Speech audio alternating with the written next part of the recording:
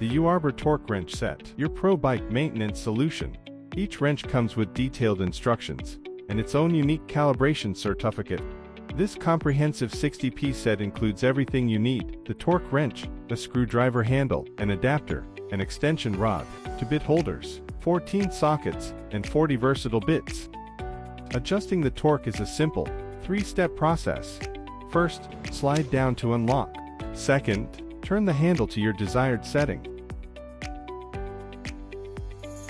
Here, it's set to 5 Nm. Third, release the lock ring to lock it in place. To use it as a screwdriver, simply connect the handle directly to any bit.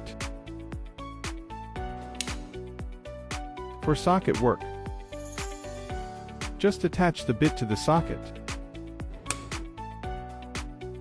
Press the button to install your bit. When you reach the preset torque, you'll hear a clear click and feel the handle slip, ensuring your components are perfectly safe from over-torquing.